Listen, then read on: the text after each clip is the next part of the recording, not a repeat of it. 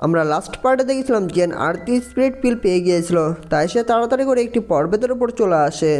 তারপর জিয়ান তাড়াতাড়ি করে সেই পিল রিফাইন করার কথা ভাবে। তখন জিয়ানের টিচার বলে এটি প্যানিক্রাস 6 গ্রেডের পিল, তাই তুমি এটি বানাতে অনেক সাবধানে থাকবে।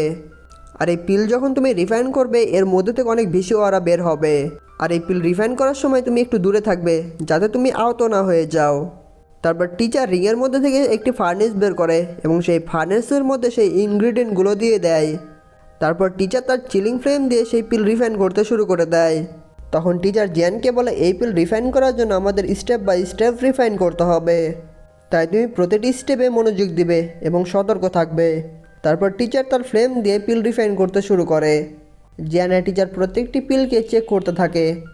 জিয়ানের টিচারকে তার ফ্লেমকে সেই হাফসের উপর নিয়ে আসতে হবে। জিয়ান তার টিচারকে এরকম পারফেক্ট রিফাইন করতে থেকে জিয়ান মনে মনে টিচারের প্রশংসা করে। তারপর ফার্নেসের হাফসগুলো ভেঙে গিয়ে এদিক ওদিক ছড়িয়ে পড়ে, কিন্তু টিচার তার ফ্লেম আরও বৃদ্ধি করে সেই হাফসগুলোকে শান্ত করে দেয়। তারপর টিচার সবগুলো হাফসকে একত্রে করে একটি পিলের আকারে নিয়ে আসে। আর এর পরের স্টেপ সবচেয়ে বেশি গুরুত্বপূর্ণ, কারণ এই স্টেপ বলে দিবে এই পিল কতটা ভালো হবে। তারা এই পিল রিফাইন করতে থাকে, কিন্তু অন্যদিকে জি জুনিয়রের কাছে শ্যাডো মাস্টার চলে আসে।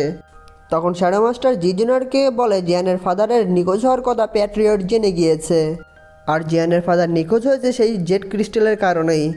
এই জন্য আপনার সেফটির জন্য প্যাট্রিয়ট আপনাকে সামনে মাসে নিজের কাছে ডেকে নেবে। তারপর জি জুনিয়র এগুলো শুনে অনেক রেগে যায়। তারপর জি জুনিয়র বলে আমাদের খবর পিছন থেকে প্যাট্রিয়টকে কে বলেছে। তখন শ্যাডো মাস্টার আরও বলে আপনার এবং জিয়ানের মধ্যে যে রিলেশন আছে সেই সম্পর্কেও হয়তো প্যাট্রিয়ট সন্দেহ করেছে। সেখানকার এক কিলার এটিও বলেছে যে জিয়ান আপনার জন্য কোনো পারফেক্ট ফাইটার না। জি জুনিয়র এটি শুনে অনেক রেগে যায় এবং বলে জিয়ানের তাহলে রিয়েল পাওয়ার সম্পর্কে তাদের কোনো ধারণাই নেই। তখন শ্যাডো মাস্টার বলে তারা জিয়ানের সম্পর্কে সব কিছু জানে, কিন্তু তারপরও তারা জিয়ানকে পারফেক্ট মনে করে না, তাই জিয়ানকে আরও তাড়াতাড়ি গ্রো করতে হবে। কিন্তু তারপরে আপনি যদি জিয়ানের সাথে থাকেন তাহলে আপনার মধ্যে এবং পরিবারের মধ্যে সম্পর্ক বিচ্ছেদ হতে শুরু করে দেবে। এই জন্য আপনার সেফটির জন্য জিয়ানকে এবং আপনাকে আলাদা করে দেবে। এই জন্য আপনাকে এবং জিয়ানকে আলাদা করার জন্য 1 মাস পর আপনাকে তাদের কাছে নিয়ে চলে যাবে। জি জুনিয়র এটি শুনে অনেক মন খারাপ করে। অন্যদিকে পিল রিফাইন হতে থাকে। তখন জিয়ান মনে মনে ভাবে আমি যদি এই পিল বানাতাম তাহলে 4 থেকে 5 দিন সময় লেগে যেত। আর জিয়ান টিচারের এরকম স্কিল দেখে অনেক ইমপ্রেস হয়ে যায়, আর এই পিল বানানোর লাস্ট স্টেপও চলে এসেছে। তারপরে অ্যালেক্সার সেই পিলের শেপ নিতে শুরু করে, আর সেই পিলের মধ্যে থেকে অনেক বেশি ওরা বের হচ্ছিল, যার ফলে জিয়ান পিছু হটতে শুরু করে। কিন্তু টিচার তারপরেও থামে না, তার পাওয়ার আরও বাড়িয়ে দিয়ে সেই পিল রিফাইন করতে শুরু করে। কিন্তু তখনই সেই পিলের মধ্যে থেকে অনেক বেশি ওরা বের হয়ে যায় এবং সেই ওরা আকাশের দিকে চলে যেতে থাকে। তখন জিয়ান এটি দেখে বুঝে যায় এটি হার্থ আর হেভেনের পাওয়ার।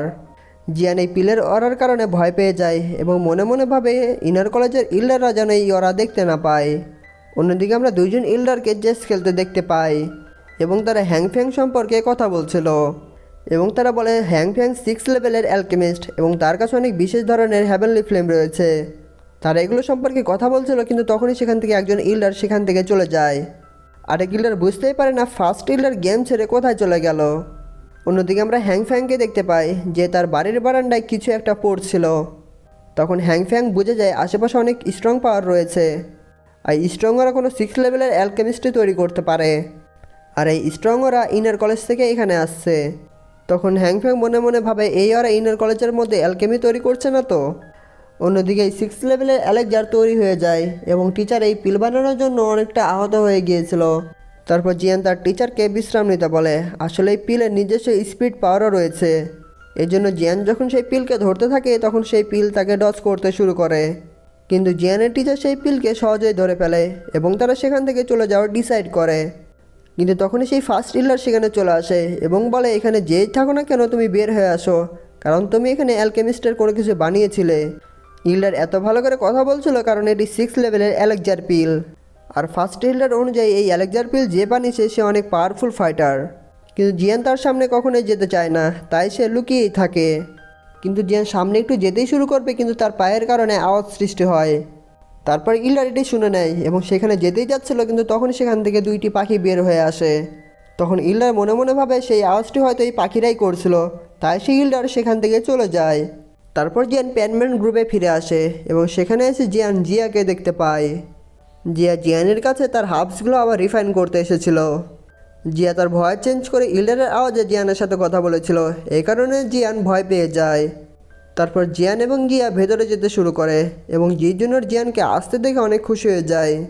অন্যদিকে হুজি এবং উহায়ের মধ্যে ফাইট চলছিল, কারণ তারা দেখতে চেয়েছিল তাদের মধ্যে কে বেশি পাওয়ারফুল, কারণ তাদের মধ্যে দুইজনই ব্যাটেল অ্যারেনার মধ্যে ফাইট করতে চায়। তখন জি জুনিয়র জিয়ানকে জিজ্ঞেস করে, এটি কি সেই ছোট্ট মেয়ে যার সম্পর্কে তুমি আগেই বলেছিলে?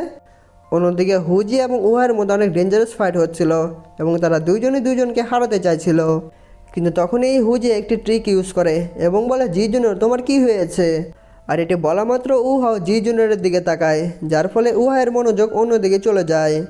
আর এই সুযোগে হুজিয়া উহায়ের ওপর অ্যাটাক করে দেয় এবং বলে একজন ফাইটারকে সবসময় সতর্ক থাকতে হবে। তারপর হুজিয়া উহায়ের তরবার অন্যদিকে ফেলে দেয় এবং সেই তরবার ঘুরে গিয়ে জিয়ানের দিকে লাগতে যাচ্ছিল, কিন্তু তখন সেখানে জিয়া চলে আসে এবং সেই তরবারকে ধরে ফেলে। জিয়া সেই তরবারকে 2 আঙ্গুল দিয়ে ধরে ফেলেছিল এবং সেই তরবারকে অন্যদিকে ফেলে দেয়। আর এটির দিকে সেখানকার সবাই অনেক অবাক হয়ে যায় এবং হুজিয়া তার জন্য সরি বলে। তখন হুজিয়া আরও বলে, আমার কারণে হয়তো তোমরা ভয় পেয়ে গিয়েছো, কিন্তু জিয়া বলে, আমি ভয় পাইনি, কিন্তু তোমরা যদি জিয়ানের কিছু করো তাহলে তোমরা কেউই বেঁচে থাকবে না। যদি তোমরা জিয়ানের বন্ধুও হয়ে থাকো তারপরেও তোমাদেরকে আমি ছাড়বো না, কারণ জিয়ানকে আমার জন্য অনেক বেশি হাফস রিফাইন করতে হবে। তারপর জিয়া জিয়ানকে সেখান থেকে নিয়ে চলে যায়। তারপর উহাও তার তরবারি তোলে এবং তরবারি তুলে দেখতে পায় জিয়ার সেখানে 2 আঙ্গুলের ছাপ বসে গিয়েছে। তারপর জিয়ান এবং জিয়া একটি টেবিলের ওপর বসে যায়। তারপর জিয়া তার সবগুলো হাফস টেবিলের ওপর রাখে এবং জিয়ান এটি দেখে বলে, তুমি কি সেখানকার সবগুলো হাফস চুরি করেছো? আর এতগুলো হাফস নেওয়ার কারণে ইল্ডার হয়তো তোমার ওপর রেগে যাবে। তখন জিয়া জিয়ানকে বলে, তোমাকে এগুলো কে বলেছে? আমি এগুলো লাইব্রেরি থেকে চুরি করেছি, আমি পর্বতের উপর গিয়েছিলাম এবং সেখান থেকে এগুলো খুঁজে পেয়েছি। জিয়া আরও বলে, আমি অনেক বছর মাউন্টেনের উপর কাটিয়েছি, তাই মাউন্টেনের উপর যেগুলো হাবস রয়েছে সেগুলো সম্পর্কে আমি ভালো করেই জানি। জিয়া আরও বলে, কোন হাবস কোথায় রয়েছে আমি ভালো করেই জানি এবং অনেকগুলো হাবস মনস্টার দ্বারা সুরক্ষিত থাকে, যার মধ্যে একটি পিল স্নোডেমন মনস্টার সুরক্ষিত করে রেখেছে। আর অনেক আগে আমি যখন এটি নিতে চেয়েছিলাম তখন সেই স্নোডেমন মনস্টার আমাকে হারিয়ে দিয়েছিল। আর তখন হোয়াইট কালারের একটি মেয়ে আমাকে সেই সম্পর্কে জিজ্ঞেস করেছিল, আর আমি তখন হোয়াইট ডেমন গড সম্পর্কে সব বলে দিয়েছিলাম।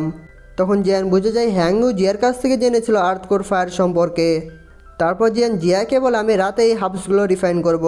কিন্তু তখনই সেখানে লিনিয়ান চলে আসে।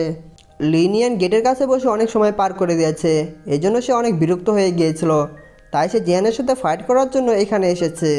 তখন জিয়ান লিনিয়ানকে বলে এখন ফাইট করার সময় না, তাই সে থামতে বলে, কিন্তু লিনিয়ান থামে না এবং জিয়ানের ওপরে অ্যাটাক করে দেয়। কিন্তু তখনই সেখানে জিয়া চলে আসে এবং 1 আঙ্গুল দিয়ে লিনিয়ানকে থামিয়ে দেয় এবং 1 আঙ্গুল দিয়ে ধাক্কা দিয়ে লিনিয়ানকে পিছনে ফেলে দেয়। লিনিয়ান জিয়া সম্পর্কে সব কিছু জানতো, এর জন্য ভয়ে জিয়ানের পিছনে লুকিয়ে পড়ে। তখন জিয়ান লিনিয়ানকে বলে, এই জিয়া কতটা কিউট। তখন লিনিয়ান বলে, এটা তোমাকে কিউট লাগছে? এই মেয়ে লিউগিংকেও হারিয়ে দিয়েছিল। তারা এগুলো সম্পর্কে কথা বলছিল, কিন্তু তখনই সেখানে জি জুনিয়র চলে আসে। তখন জি জুনিয়র জিয়ানকে বলে, তোমাকে জিয়া ইউ ডাকছে। জিয়া ইউ জিয়ানের স্টেপ কাজিন ছিল এবং সে জিয়ানকে লাইক করত। জিয়া ইউ টিচার রলিনের সাথে ছিল এবং সে কাঁদছিল এবং সে ভাবতে থাকে জিয়ান এখানে আসবে কি না। কিন্তু তখনই সেখানে জিয়ান চলে আসে এবং জিউকে বলে, তোমার কি হয়েছে আমাকে বলো। তারপর জিউ জিয়ানের সেকেন্ড ব্রাদারকে দেখায় যে বিছানার ওপর শুয়েছিল। আর জিয়ান সেকেন্ড ব্রাদারকে এরকম অবস্থা দেখে অনেক অবাক হয়ে যায়। আর এখানে এপিসোডটি শেষ হয়ে যায়।